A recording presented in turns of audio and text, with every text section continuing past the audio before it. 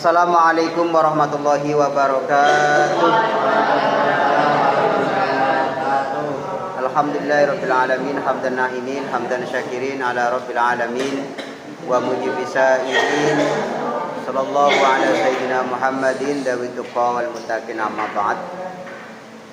Ila hadratil Mustafa sayyidina Maulana Muhammadin sallallahu alaihi wasallam wa ila hadratil Ibrahim wa hadratil nabiyina wal mursalin wa li kulli wa sahbi kulli ajma'in wa tabina wa tabi'in lahum bisan ila yaumil wa ila Allah ta'ala. Al-Fatihah.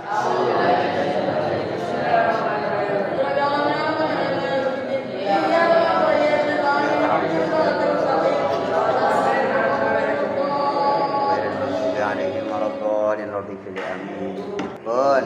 Yang kedua, sin soal ma iku opo arkanul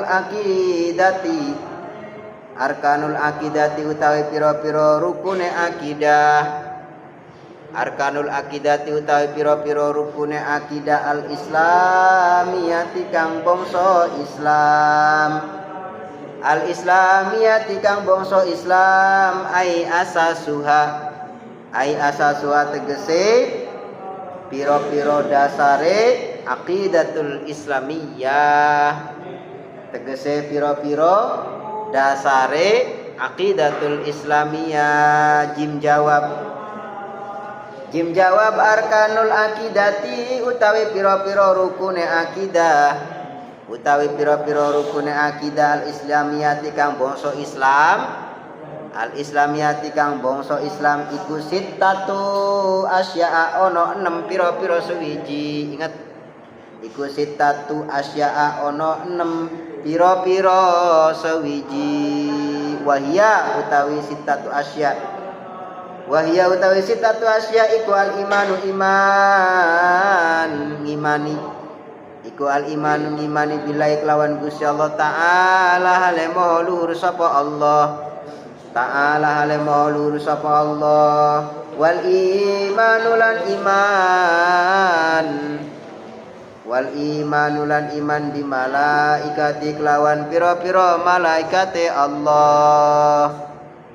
Di malaikati kelawan piro-piro malaikate Allah. Wal imanu lan iman.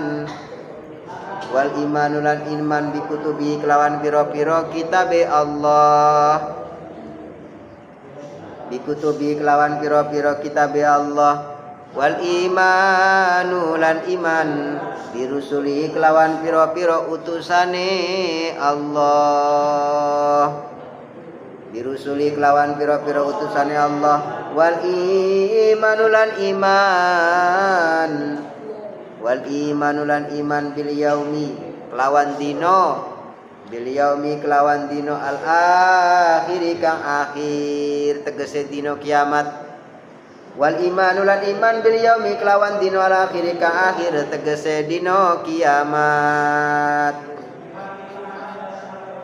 Wal imanu lan iman.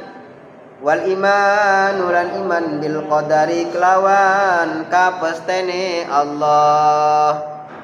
Bil qadari kelawan kapestene Allah. Pun Islam kita sudah tahu, kita sudah mengerti itu apa Islam. Yang kedua, rukun-rukun Islam. Mohon maaf, seperti yang kita ketahui, rukun itu adalah sesuatu yang terdapat dalam satu ibadah. Kalau dalam fikih, rukun sholat itu seperti ruku, apalagi sujud, tahiyat akhir, membaca sholawat, membaca al-fatihah. Baca al-fatihah bukan baca Al-Quran, itu rukun. Artinya rukun itu harus ada dalam satu ibadah. Seandainya kalian sholat tanpa membaca Al-Fatihah, kira-kira sholatnya sah apa enggak? Tidak sah. Sholatnya tidak sah. Sama, Islam juga punya rukun. Dan rukun itu harus terpenuhi. Artinya, ketika salah satu dari rukun itu tidak kita laksanakan, tidak kita lakukan, maka Islamnya tidak sah. Naudzubillah min dzalik. Berarti bukan orang Islam. Cuma pengakuannya saja Islam. tapi pada hakikatnya dia bukan Islam. Kenapa? Karena rukunnya tertinggal. Maka di sini jelaskan rukunnya Islam itu ada 6. Sittatu asya'a, 6. Ini harus terpenuhi. Gak boleh satu pun tertinggal. Ada berapa? Ada berapa? 6. Awas, perhatikan. Yang pertama, rukun Islam yang pertama, atau rukun akidah Islam yang pertama apa? Al-imanu billah. Harus beriman, meyakini billahi, bahwa Allah adalah Tuhan kita. Awas. Qul huwallahu ahad, Allahus samad, lam yalid wa lam yulad wa lam yakul lahu kufuwan ahad. Ini akidah dasar. Ayat Al-Ikhlas itu adalah akidah dasar. Jadi yang pertama, kita harus iman kepada Allah. Apa itu iman kepada Allah? Nanti bahasanya ada, diruntut aja. Sekarang garis besarnya aja. Yang pertama, iman kepada Allah. Meyakini bahwa Allah adalah Tuhan kita. Tidak ada Tuhan lah. Gak ada yang namanya Tuhan anak Yesus Kristus. Gak ada yang namanya Tuhan Ibu Bunda Maria. Gak ada Tuhan Bapa namanya Allah. Gak ada. Tuhan kita ya satu, itu Allah. Karena ada ajaran Trinitas. Salah satu agama Kristen itu meyakini adanya Trinitas, 3 Tuhan. Tuhan Anak Yesus Kristus, Tuhan Ibu Bunda Maria, dan Tuhan Bapa Allah. Itu ada yang meyakini semacam itu. Dalam akidah Islam tidak ada iman billahi yang mengatakan qul huwallahu ahad itu. Allah satu, lam yalid wa lam yulad wa lam yakul lahu kufuwan. Beliau tidak beranak, Allah tidak beranak, dan Allah tidak diperanakan. Gak ada yang namanya Tuhan Bapa, gak ada yang namanya Tuhan Anak, maksudnya gitu. Nah, itu keyakinan kita. Yang pertama, iman kepada Allah. Yang kedua, wal imanu bimalaikati. Kita harus meyakini terhadap malaikat-malaikat Allah. Banyak. Plus tugas-tugasnya. Malaikat Jibril tugasnya menyampaikan wahyu. Malaikat Israel tugasnya nyabut awakmu, kan begitu. Malaikat siapa lagi? Israfil tugasnya niup trompet sangkakala. Malaikat Ridwan tugasnya apa? Ridwan, malaikat Ridwan surga dong. Malaikat Malik apa tugasnya? Dan lain sebagainya. Kita harus yakin bahwa ada malaikat. Mohon maaf ini harus kita yakini, itu nggak boleh. Masa sih? Awas, nggak boleh ada keraguan. Kadang naudzubillah min dzalik. Yang namanya tasdik bil qalbi itu kan meyakini bahwa kebenarannya itu hakiki, nggak ada tawar menawar. Ini bahaya loh. Ini muncul namanya keyakinan liberalisme. Awas. Liberalisme itu mengedepankan akal, mengedepankan logika. Kalau seandainya syariat Islam itu tidak bisa dimasukkan akal, tidak bisa dilogikakan, itu tertolak. Kaum liberalis, naudzubillah min dzalik, kita jangan sampai itu. Bahaya sekali. Artinya kalau seandainya kita akal-akalan, masa ada sih malaikat yang sayapnya berjumlah ribuan, jutaan, yang sayap kirinya berada di ufuk barat, yang kirinya ada di ufuk timur, tingginya dari dasarnya lautan sampai langit ketujuh, kan begitu di kitabnya. Kalau seandainya pakai logika, ini nggak mencerna, naudzubillah min dzalik, iman kita tipis jadinya. Makanya ini aliran yang menurut saya bahaya sekali, liberalisme. Ini bahaya. Makanya kita dikasih otak ya, dikasih pikiran oleh Allah. Ini tidak semua bisa dijangkau. Kenapa? Karena otak kita itu buatan Allah. Buatan Allah. Makanya ada sesuatu yang menurut logika kita sebenarnya sampai, tapi karena kita keterbatasan akhirnya tidak sampai, gitu loh. Ya kayak gini loh. Orang, mohon maaf ya, adik-adik kelas kalian yang sekolahnya itu kelas 6 SD, jangan dikasih pertanyaan yang kelas 3 SMP. Gak bisa. Kalian ini yang seumpama ada yang kelas 3 SMP, jangan dikasih pertanyaan anak-anak yang di bangku kuliahan. Kan begitu kan? Nggak bisa, nggak nutut gitu loh. Makanya kita harus meyakini malaikat-malaikat Allah. Ya tadi itu harus diyakini benar itu. Itu yang kedua. Yang ketiga, wal imanu bi kutubihi, dan kita harus yakin mengimani kitab-kitab Allah. Ada berapa kitab Allah? Satu. Taurat. Empat itu harus kita yakini dan benar adanya. Awas, nanti dibahas di belakang. Sekarang kan banyak tuh Bible, Injil. Injil itu ada Injil Matius, Injil Barnabas, Injil Yohanes. Ustaz paham? Dulu di Lirboy Ustaz, aduh, saking pengen tahu kayak apa itu Bible, masya Allah. Ustaz itu datang ke salah satu toko loak itu apa, buku bekas-bekas itu ya. Itu di sana banyak Bible itu. Saking penasaran Ustaz beli Injil itu. Ustaz beli Injil, pengen tahu isinya itu apa. Di Lirboyo itu, Ustaz punya Injil di Lirboyo itu. Ya, buat baca-bacaan kan gak masalah, asalkan akidah kita jangan terpengaruhi. Nanti ada, apakah Injil yang itu yang harus kita yakini? No, enggak. Yang harus kita yakini itu Injil yang memang Allah turunkan kepada nabinya, Nabi Isa alaihissalam. Injil sekarang enggak. Injil sekarang itu karangan orang. Karangannya Yohanes, karangannya Barnabas, karangannya siapa lagi itu? Enggak tahu lah itu sudah. Makanya yang harus kita yakini ya Injil yang memang Allah firmankan berupa kalamullah gitu loh. Kalau Injil sekarang yang bukan, enggak ada. Sekarang itu ada perjanjian lama, perjanjian baru kok. Ya kan? Antara perjanjian lama, perjanjian baru kan kadang kontra, beda. Makanya yang maksud kita imani kitab-kitab Allah adalah kitab-kitab yang memang Allah turunkan kepada nabinya. Al-Quran, yang jelas ini yang sampai sekarang itu Al-Quran. Karena Al-Quran itu dinas, Al-Quran tidak mungkin berubah sampai hari kiamat nanti. Maka nanti di akhir zaman nanti di hari kiamat, Quran itu akan hilang dengan sendirinya. Tulisan Quran itu akan hilang dengan sendirinya karena kemuliaannya Al-Quran. Enggak sembarangan itu. Maka satu-satunya kitab yang sampai hari kiamat tidak mungkin untuk berubah isinya adalah Al-Quran. Injil sekarang dirubah, ya kan? Apalagi Zabur, Taurat itu dirubah. Nanti penjelasannya ada di belakang, penjelasan detailnya. Dan Al-Quran itu sampai hari kiamat tidak mungkin bisa dirubah.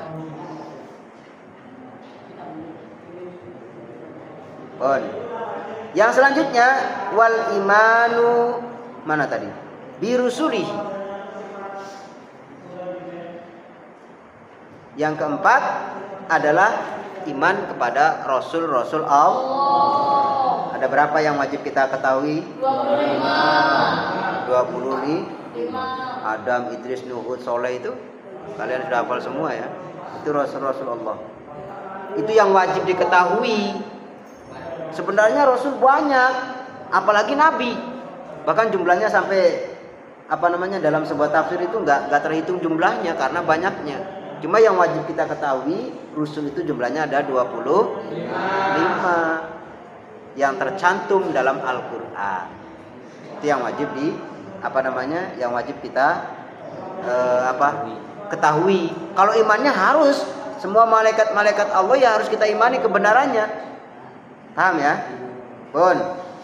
Yang kelima, wal imanu bil yaumil akhiri. Kita harus iman, harus percaya bahwa nanti ada yang namanya kiamat. Ayo, ada yang enggak percaya kiamat?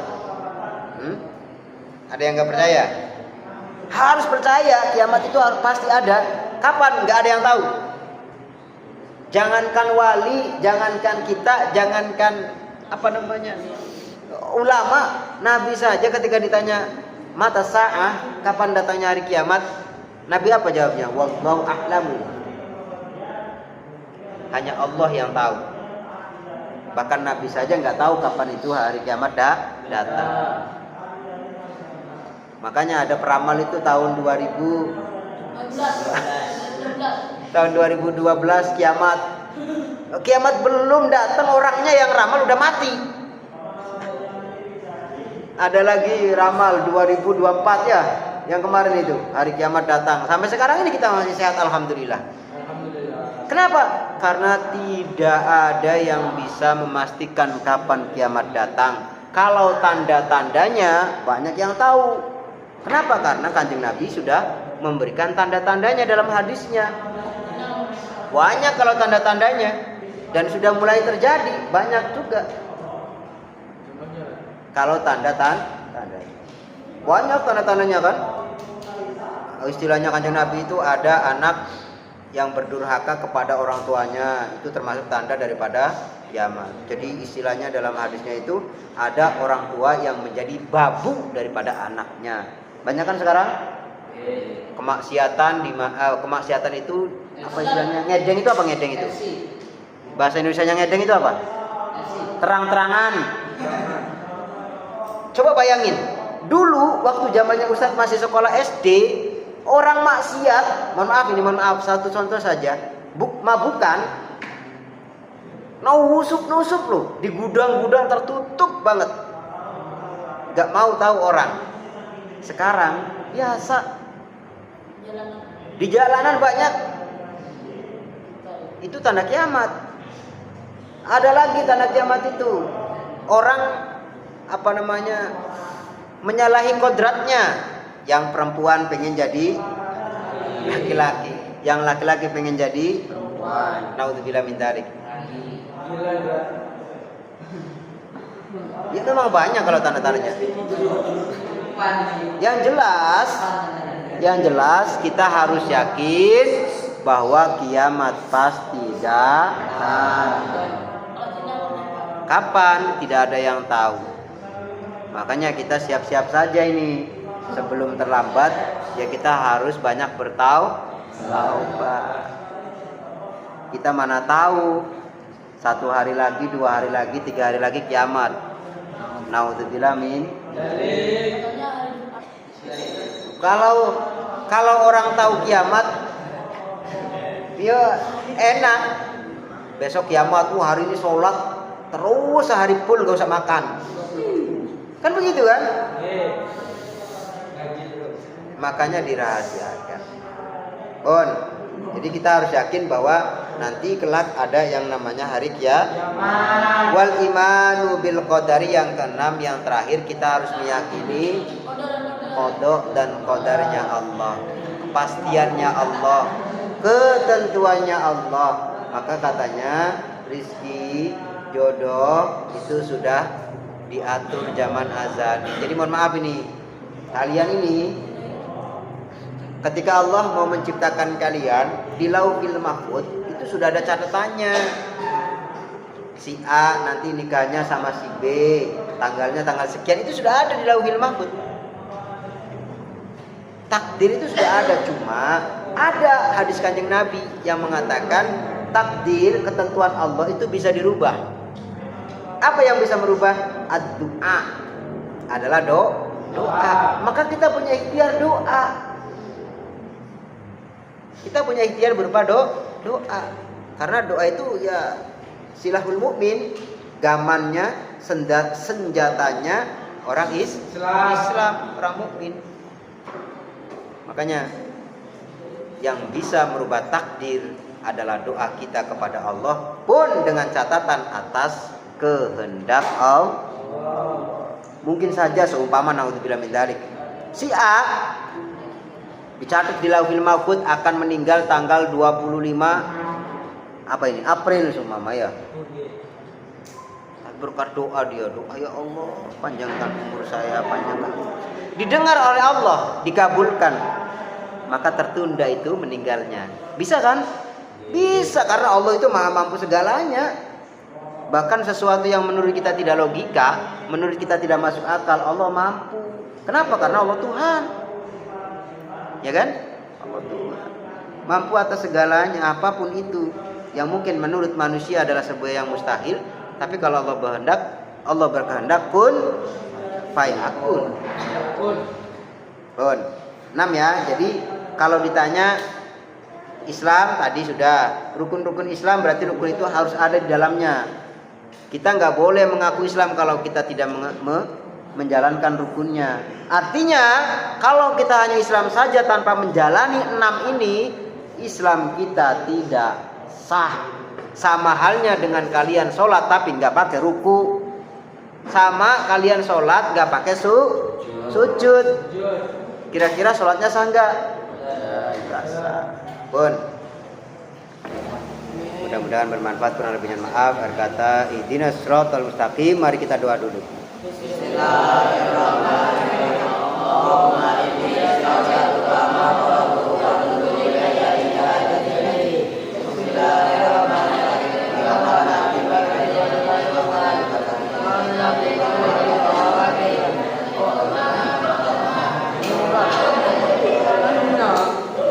kurang lebihnya mohon maaf. Kata ihdinas siratal mustaqim.